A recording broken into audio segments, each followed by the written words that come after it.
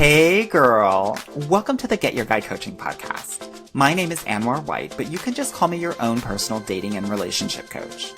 Each week, you'll hear actionable advice, tips, and strategies that you can implement in your own love life. I'm talking about healing your heart, dating effectively, and understanding men so that you can, you guessed it, get your guy. Are you ready to level up your love life? All right, let's go. I never felt the way I do about anyone but you. Hello, ladies, and maybe a few gentlemen out there. Welcome to the Get Your Guide Coaching podcast. We have a very special guest, Jennifer Arnice. She is an author, podcaster, and healing guide for Black women that are navigating their relationships with their mothers and perhaps healing some of those mother wounds. And so she is here today to grace us with her wisdom and to really just spill it how it needs to be spilled. Because I think a lot of us need to really get clear on our mother wounds and our relationships with them. So without further ado, welcome, Jennifer. Thank you for having me. Girl, I'm so happy that you're here. I think that you do amazing work. And like I was just saying before, I feel like there's a lot of things that need to be said about our mothers, but we can't say them. And so I'm just so happy that you have decided to come onto this podcast so we can really talk about the thing. Yeah.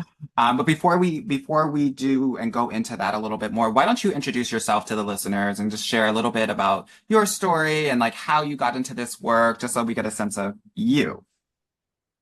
Okay. Well, first of all, thank you for having me. Like you said, my name is Jennifer Arnice. I came into this work because it was the work that I needed. Mhm. I have a background in marketing and branding, and I've been an entrepreneur for a long time. And I found myself working with women entrepreneurs who were struggling in their business. And my thing was always like, showing up authentically. Yeah. And when I was talking to these women about like, what they're struggling with, why can't you show up? Why aren't you, able to say what you want to say or be yourself? Why aren't you the same person with me as you are, online? And every time it had something about their mother would come up. Mm. And I was like, I know stuff comes up with me and my mama, but that's nothing. It's not that big a deal. Right. And then I had a coming to Jesus with my mother Mm. around her behavior with me. And it was like my whole life flashed in front of me, all of our experiences, everything that's happened, everything that's been said and done when I was small. And I was like, oh my God, everything. And it's not a blame game, but it was like everything really went back to how she saw me because it created how I saw me. And Mm. that's why I was struggling financially. That's why I was struggling in relationships. That's why I was on the verge of being homeless. That's why I was so conflicted in my parenting because it was like this tug between what she thought was right and my own knowing and how Mhm. I was yielding to her and not to myself and calling that like being a good daughter and being a good person. And that was my only priority. But my life was all fucked up. Yeah. And I stopped everything. I stopped business coaching. I stopped trying to be an entrepreneur. I stopped doing everything because I was like, oh, you got to get to the core of what this is. And that's how this work started, you Yeah. know. I love that so much. I want to get into this, right? Because I think most of us actually have to get to the core of it. Most of us haven't. We one bite of the apple, but we haven't eaten it to its core yet, right? No. And so I wanna talk a little bit about kind of how these mother situations, issues, challenges can come up in our everyday lives. Like, what does this kind of look like, right? Meaning, you were talking about your clients and you talked a little bit about maybe not showing up differently in different places, right? What else? Like, just I want to have the listeners understand, like, oh, maybe I need to delve into this as well. Are there things that you've seen in your clients where you're like, girl, if this is happening, then we might want to explore this mother wound that we might have? Well, and I like this is everybody can have this, but I do talk, predominantly with Black women. Yeah. Um, Being hyper independent, not knowing how to ask for help, being there for everybody else. Anybody can call you at the drop of a dime. You want to make sure that you are a good friend, you're a good employee, you're a good sister, daughter, wife, everything. But when it comes time for you to need help, you don't know how to ask. And you're very frustrated about it. Your thing is nobody's ever there for me, but you don't let other people be there for you. So you're very hyper independent, hypercritical of yourself. You don't think that you do anything good enough. It's not good enough. You call it perfectionism, but perfectionism is just shame wrapped with a Right. bow. You know, Hmm. if you feel like your accreditation, your achievement, all of these things have to be in alignment for people to love you, people to care about you. Like you have to work for other people's approval. If you're a people pleaser, some people don't think they're a people pleaser. They're like, well, I'm being a good friend. Well, I don't want Or I'm you just just, a good person, or I'm I'm just, empathetic. I'm empathetic. Empathetic is codependence wrapped up with a bow, Hmm. right? So people who like, well, I don't, if you've ever, this makes me cringe when I hear people say this. Well, I don't want them to think that I'm mean. I don't want to be mean. You don't have to be mean. That word burns my freaking britches because it's such a gaslighting word. Like if you advocate for yourself, you're being mean. And just because somebody else thinks you're mean, you're not really mean. I could talk for days on that. Um, Not having a good handle on your emotions. You're angry, you sad, or you laughing. Like you really are not able to be vulnerable. You're not able Right. to open yourself to a sense of tenderness. You don't feel safe enough to do that. Um, you know, you probably have issues with rage, or you have no emotions at all. You've just Closed off. disconnected. Yeah. Yeah, I think those are the most glaring, and I think the small ones that people don't look at are being and this was a huge one for me. And when I started talking about it, a lot of women were like, oh yeah, their hands were in the air. Not being able to make decisions, being incredibly indecisive, Mhm. being not trusting yourself, not knowing what you should do. So you waffle back and forth, back and forth. And you asking two, three, four, five different individuals what you need to do or not. And My then, God. You mhm, asking everybody what you should do because you have no sense of self. You have no sense of autonomy. And you also are really afraid to make a mistake. You think if you make a mistake, the whole world will fall apart, right? So that type of fear, you think that if people, and this is a really silent one people don't like to talk about, if people really knew who I was, they wouldn't like me or love me. mhm. At a really core, you think that if I really let people see my flaws, if they see how quirky I am, if they knew what I really liked, if they knew the things I've done, no one, I would absolutely be rejected. Yeah. And so you walk around with this false sense of self, but you've been doing it all your life. So you're very adept at it. It And feels we don't very, know any better. We don't know any you don't know different. any better. You don't even know that you're not even being yourself, except in Right. these small moments. But you feel so far from it that it's like, oh, if you catastrophize, like, oh my God, if I'm myself, if I do what I love, like the whole world is going to fall apart. Nobody's going to like me. I'm not going to have anything. So you stay in this really small fraction of who you are. So those are just some of the ways that it shows up. I'm so glad that you highlighted them because this is exactly why you're on this show with a dating coach. Because everything that you say, a lot of women don't understand. So many people talk about daddy issues when it comes to dating and relationships and love. But if you're a black woman, I'm pretty sure 80% of the time it's mommy issues, if not Yeah. more. Or 90%. Yeah, because we look at a romantic relationship as this hetero concept, but love is not hetero or homo. It is just love. Marianne Williamson talks about in A Course in Miracles says there is no special relationship, right? And so your mother is the first person that you love, or your female caregiver. She is the person that you love first, and she's the first person that teaches you what love is. Your father is the maybe second or third person, so there can be impact there. But your sense of self, who you are, is defined by the relationship you have with your mother, probably in the first 3 years, maybe up to the first 5 years, but probably the first 3 years of life, your concept of self is established. Yeah, most definitely. I want to get into some of the things that you talked about because I think these are really important.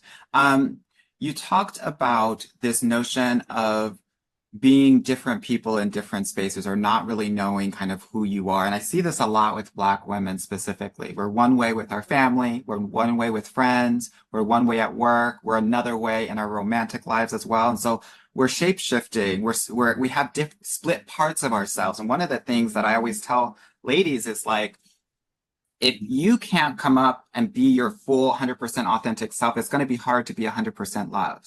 If you've given everybody 60% of yourself, which naturally happens because of the point that you just made around, well, if I show 100%, nobody's going to like me. It's going to be a huge problem and it's going to be a huge detriment or hurdle to actually deeply connect with other human beings.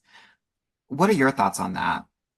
Well, I think it's a broader issue. And this is why I call what the work I do the Black mother wound, because that shape shifting is created by an external gaze. And that external gaze is created by patriarchy and systematic racism. So the idea of your safety, there's a reality for Black women that white women don't have to experience coming through slavery, segregation, Jim Crow, where to be safe, literally to be safe, to be able to get from home to school, to work, to the grocery store, back home, I have to pretend I am someone, and it has to be in approval of a man or someone white or both. Mm-hmm. And so that's why the mother wound is a generational wound, because it's passed down. My mother was born in 1946 in rural South Carolina. The law of who she had to be safe, she passed that down to me, but I was born in 1974. So those same dangers didn't exist. So many of these concepts have validity at some point, and we just carry them into the next generation, because if I'm saying be your full self in business, right? If you're an entrepreneur and you're saying be in your full self in a relationship, but now you're saying, so I got to be my full self at work. It's not safe for me to be my full self at work. That's why the mother wound impacts every area of your life. It breaks down every area of how you show up. Mm-hmm. So there's so much dismantling that happens because your livelihood is built on you being palatable to others. And it's the only safety that you know. So it's so easy to say be yourself, but you really have to dismantle it brick by brick. You have to take one brick out, put a new brick in. It's like when you get dental work. When you take a tooth out, you got to put a tooth back, or all your whole face starts to collapse after a while, And but if you want to be loved, that's why this is getting your man. It's bigger than that, because do you want to even have your own self? Mm-hmm. So many people want the last relationship. They want my romantic relationship. You don't even have a relationship with yourself. You can't even be yourself with yourself. You are so disapproving of who you are. If you knew the ways of how you abandoned and rejected yourself, even when no one is watching, the way you talk to yourself when no one is around, it's impossible for you to go out and be like, oh, I want this man and he got to be 6 feet, 6 figures, six pack, and all you do is talk shit to yourself about yourself. Mm-hmm. And then you go out in the world and you're like, oh, well, y'all can't see my gestures. She acted out. She acting out right now. Yeah. Yes. Yes. Well, I have a PhD from this place and I went here and I got a house over here and this and that. You don't even like yourself.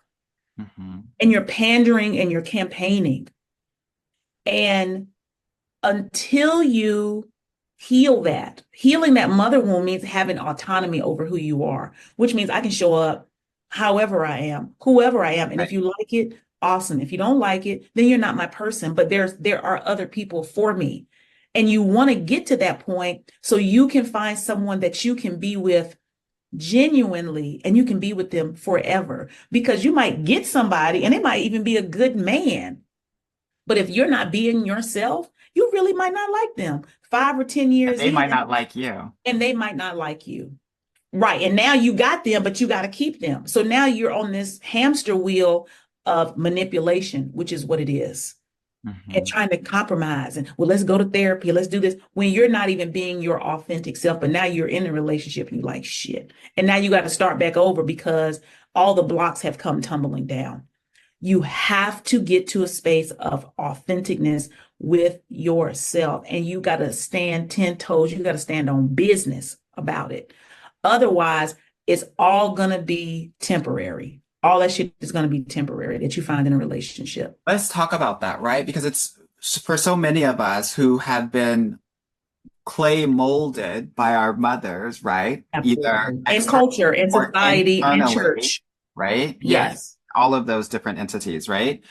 How do we, in your mind, by Mhm. your perspective, how do we start the wheels turning? How do we get started in learning how to know ourselves and to be autonomous, right? Because I talk to a lot of different women every day. I have 35, 50-year-olds that are still calling their mother for approval on things that they don't need to call their approval on, right? So what are those first couple of steps that you think are important for women right now to really be autonomous in their lives and kind of take some distance away from their mothers who might have too much of a controlling force in their lives?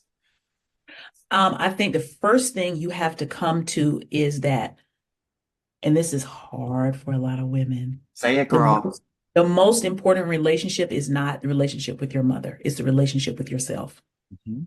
And you're going to have to realize that in order for you to be yourself, which is so you can be really happy, you're going to have to shatter all expectations that she has of you and your family expectation, your tribal. You have to know, like, I'm not going to be able to keep, like my mother would say, I grew up in the church, you can't serve two gods. You're Mm. not going to be able to straddle the fence. Like, that's the first thing you're going to have to make a decision on is, I'm going to have to choose me over her no matter what. And understand the sense of abandonment, rejection, shame, loneliness, grief that can come with that. It might not come with that, but you got to really be like, damn, I have to be willing to go 100% in for myself. Because you know why? The little girl in you has never, ever had anybody go 100% for her. They've always chosen somebody over her. They've always put her second, third, fourth, fifth, or last.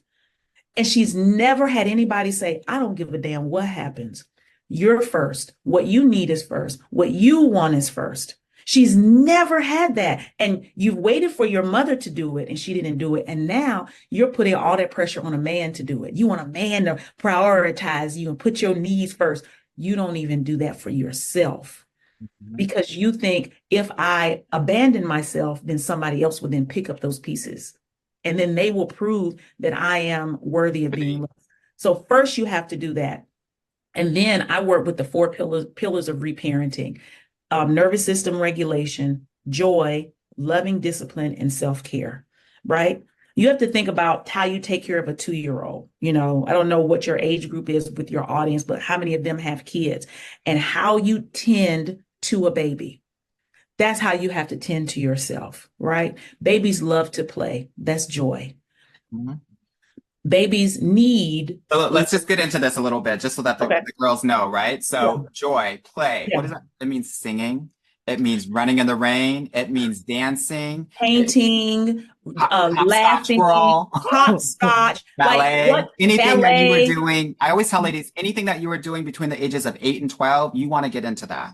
You Yeah, want to get into that. and even before that, and I will say that because I will say before that, because when you start to get in that 9, 10, 11, 12 era, you want to be friends with others. You start to understand that people are looking at you. So I want you to go back to a time before you knew people were looking at you. And you were just in your own little world, whatever that was, right? And play is important because you don't have to be good at play. Right.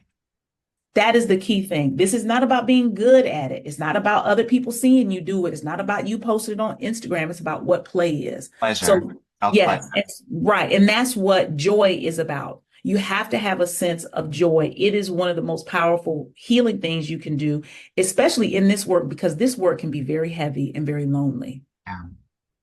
So, Okay. yeah, yeah. So that's joy. Joy. All right. Next one.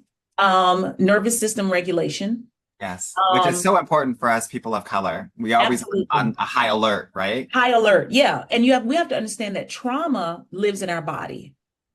And also, your mind has no sense of time. So your mind doesn't realize that what happened to you was 20 years ago. It's still current right now because it's still trying to prevent it from happening and it's still thinking, oh, I can fix this. So Mhm. because of that, you are on high alert, right? You are jumpy, you are tense, you are stressed. So joy goes with nervous system regulation, right? Because it's about how you feel safe in your body and the different things that you do to feel safe in your body. And a lot of those physical things you do in joy, you do in nervous system regulation. It's about being in the present moment, learning how to breathe. We don't even realize how often, damn, I'm not even breathing. But being able to come back in this moment, being able to self-soothe when you do get upset, being able to be like, you're okay. I have to tell them, I still have conversation. I don't know why I'm saying still. People think, oh, girl, you healed. No, healing is a process for life. Always. Yeah, but sometimes when I get anxious or something happens and I have to sit there, literally, I will have a conversation. Nothing's going to happen to you. You are safe. Safe. I'm not going to let anything happen to you. Yeah. If they don't like it, it's fine. But what's the worst that can happen? She tells me what the worst is. Okay. And then what? What can I do for you? What do you want to do? Do you want to go lay down? Do you want some ice cream? Like to soothe your body, to get into your body. Aromatherapy is really good for nervous system regulation, using your five senses to bring yourself to the present moment and know that you are safe, Yeah. right? Whether it's touching. I just want to talk about that breathing for a second, because I think a lot of people don't understand, especially as Black people, like we're not breathing as deeply as we need to. Most of No, our breaths are shallow. It's literally, absolutely. we're all, because of our nervous system on high, we're like, this is literally how we're breathing all of the time. So even like intentionally, like breathing, holding it in for 4 seconds and breathing out and doing that for a period of time is important. And then just to add on to what you were saying, a lot of people only breathe deeply when they're working out. So if you want to Yeah. work out, if you want to run around the block, right, or play tennis or do what you need to, do that to help to regulate your nervous system. Yeah, absolutely. And then that feeds into the joy. I used to put alarms on my phone. I would do like 6 alarms on my phone throughout the day, and it would be breathe. And it would reminding myself to get into that habit of just 60 seconds. And I think for us, we're always trying to fix something. We're always trying to make it better. And That's this right. is not what this is. This is not, oh, let me take this 60 seconds and try to fix a problem. Let me use my breathing to fix something. No, it is just to breathe. That's it. So if you want to get into more breathing, just put 6 alarms on your phone throughout the day and just have them labeled as breathe. And then just set a 60-second, or you might know how many breaths you need. You might say, when the alarm goes off, I do 30 breaths, 30 series of breathing. Okay, back to what I was doing. Yeah. And your body will then catch on to that and be like, oh, well, this is what we're doing, because it's your natural state. So your body is going to Right. pick up on it, So yeah. I love that. Okay, so we talked about joy. We've talked about nervous system regulation. What's the third one, girl? Loving discipline. And I think this is one of the hardest ones because we have no sense of boundaries with others, and we have even less boundaries with ourselves. That's right. Mhm. So loving discipline looks like when you get up every morning, make your bed. What are the things you do for yourself that are good for you? Because we will keep a promise to someone else and Mhm. break every promise we have to ourselves. So the discipline around drinking 40 ounces of water every day, the discipline to do it, this is loving discipline, the discipline to say, I'm going to walk around the block every day. Every day I'm going to walk around the block. Every day I'm going to play. 4 o'clock comes, the bell rings, I'm playing. That's loving discipline. And this is the one you will resist the most. You will resist this one because you will make every excuse to not be there for yourself because it's such a habit. It's such a habit for you to reject and abandon yourself that you have no container to hold being loving with yourself. You have no container for it. So it's going to be triggering. That's what I'm trying to tell you. Mm. Being good to yourself when you don't have a habit of it is very triggering because the conversation is going to come up in your mind. Why are you doing that? You're not worth that. You're just trying to do too much. All of the negative self-talk is going to come to the surface to try and get you out of it. But that's when you go back and you use the nervous system regulation. All of these pillars, they work together and they build Right. off of each other. So Yeah. that's loving discipline. I love that. It's really interesting too, as you talk about loving discipline, because a lot of people will start doing all of those things for other people to numb themselves and to procrastinate. They really need to do it for themselves. Yeah. Girl, why are you cleaning your house just because your mama's coming? You should be cleaning your house for yourself. Listen, if I could roll my bones real hard in the back of my head, all the things, you're going out on a date and now you done got your hair done, you done got a facial, you done got all gussied up. But if it wasn't for a date, you'd be around here looking homeless. Mm. Why is it so important that other people see you in a good light, but you don't want to see yourself in a good light? Yeah. And that's the autonomy because you really feel like if I do that, especially with Black girls, it's going to mean I'm bragging. It's going to mean that I'm doing the most. I'm thinking too much of myself. I'm too high and mighty. Like I'm not a good person. This is in slavery. Chattel slavery teaches Black people this. In order to be a good person, you have to really act like you don't have anything and that you are nothing. Right. Because it's almost like you're idolizing yourself, because that's how we came into organized Christianity here.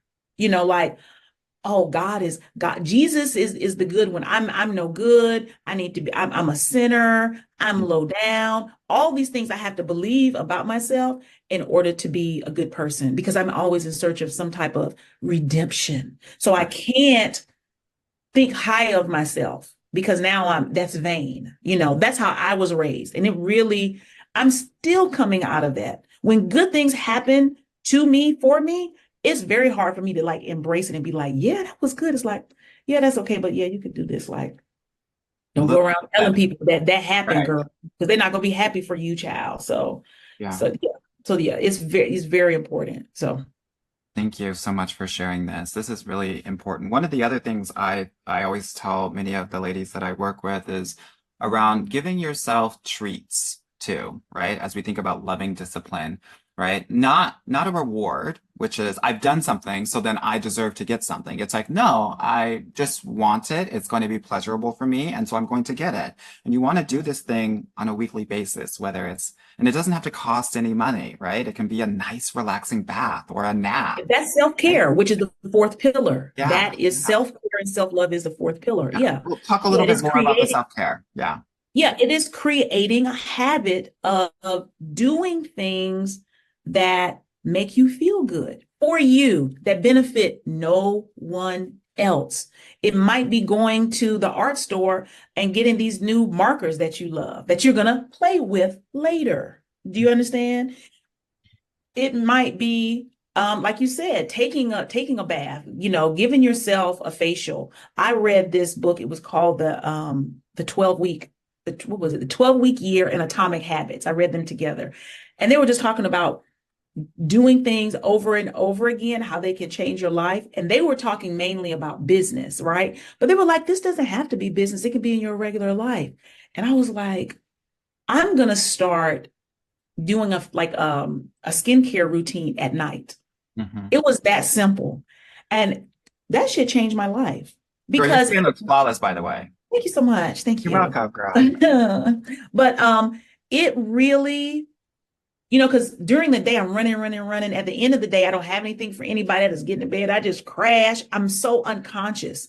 But when I started doing like the skincare routine at night, it just brought out like this slowness with me. It brought out this tenderness with myself. It brought out like this time with me, not on my phone. I'm not watching TV. I'm not texting back and forth, which are things that I do at the end of the night. It was like, oh, this is nice. And then I started doing 2 to 3 baths. I always take a shower, but I was like, you know what? I want to take baths at least 2 or 3 times a week. I got this amazing big old tub that I can just soak in. And it's like, I realized I don't have time to run the water. I got to do this. And I was like, wow, you don't want to run the water in the tub because you think it's too much time because you can get in the shower and get out. But those two things, creating the habit around them, I realized how much I was always doing something, doing all the time. And that self-care for me changed everything. So it does, like you said, you don't have to go buy a Chanel bag it's Mm. not for anybody else. It's just something you do for you. It might be the type of lotion you use and you just just as you moisturize, you like, oh, this is, it's so important, right? Again, think about how you treat a baby. Yeah. How you give them a bath. When they get out of the bath, you want those clothes to be clean and soft. It might be using a really high quality detergent on your clothes. So when they come out, they smell so good. And when you put them on, it's like, ooh, ooh. And again, that goes back to nervous system regulation because you're using your senses. It is so much that how it works together. And it's not rocket science because it's not hard. It's simple, but it's not easy because you're not used to paying that much attention to yourself. Yeah. Yeah. I love that. I love these four pillars. I think that they are so important, and I think it's very easy for us to understand all of these different categories. As we kind of end this episode, what are some of the things that you really want the listeners to take away from as it pertains to these Black mother wounds? Because obviously it's so much, and we might have to bring you back, girl. No I'll shade, come back. because there's just Absolutely. so much that we need to uncover here, because I think that we've gotten to a bit of the core, but as you mentioned before, there's obviously so much. But before we go, what are some of the things that like maybe we haven't talked about before that you want to make sure that the ladies that are listening to this podcast are really kind of thinking about, if anything, right? Oh yeah. The number one thing that people ask is, if I heal my mother wound, would that fix the relationship with my mother? Because that's what we're obsessed with. Mhm. Healing your mother wound has nothing to do with the relationship with your mother. If you hear this whole episode, we It's did about not you. talk about your mother. Hmm? Healing your mother wound is about healing the relationship you have with yourself. It has nothing to do with healing the relationship with your mother. I don't even, if a woman gets on the phone with me and that's what she wants to talk about, I tell her I'm not the person for you. I don't have any advice for how you make a relationship better with your mother. Because again, you are prioritizing her instead of prioritizing yourself. So that's the number one thing you're going to have to get clear in your mind, right? And then what else you need to know is this work takes time. This work takes discipline, and you cannot do it alone. You have the Black mother wound creates a level of isolation for us that we have to do everything by ourselves. That's really how we really are jacked up. You have to understand that community is where healing happens. So if you don't have people you can trust, the people that you're with you can't trust, you're going to have to leave them alone. Mhm. And the better your relationship gets with yourself, the more you will attract loving, caring, nurturing people in your life. But this is work that you have to do. You're going to have to feel it because most of my girlies out there are high achieving, intellectual, smart women who know how to do. This is feeling work. This Yeah. is not work that you're going to be able to intellectualize in your head. Well, I should feel like this. It should be easy here. Or I can get this done by the end of the summer. You're going to have to feel the feelings, the hard ones, the sad ones. You're going to have to be willing to break yourself open. That's why you need other people with you, so you're not there alone. Okay. This is not so you can get a man. This is not work so you can get a man. This is work so you can finally have yourself. That's And it. then you can move on to what type of romantic relationship I have. But you don't do this work so you can get prepared so you can get you a man because that's manipulation. That's like almost like using, if you had a daughter and you want to use your daughter to get a man, they will call that child abuse. So you really have to think about it in that serious a way. So, I love and that. start today. That's what I would say. Yes, start today, honey. Everything that we've talked about with the Black mother wound is synonymous with how we're interacting with a lot of these men and when it comes to dating, because a lot of our mothers were often in their masculine energy. And so everything that we're talking about today, I want you to think about it in your dating and relationship context because it's all the same. That's why Jennifer is here on this podcast, because this work comes together. And yes, the name of my podcast, the name of my business is Get Your Guy, but anyone in my program will know that it's all about getting yourself first and foremost. And that's what we work on so much. Jennifer, thank you so much for being here. For the ladies, for the individuals listening that want to get in contact with you to learn more about your work and what you do, how can they get in contact with you? The main two ways are going to my website, jenniferarnese.com. That's Jennifer Arnese, Arnise. You can find out about the coaching. You can find out about my group course that's coming up in a few weeks. You can find my books there, and you can find the link to the podcast. The podcast is called The Black Mother Wound, and you can find me online, IG, we be on Instagram doing it over at The Black Mother Wound. Yeah, that's how you can find me. I love it. I love it. I love it so much.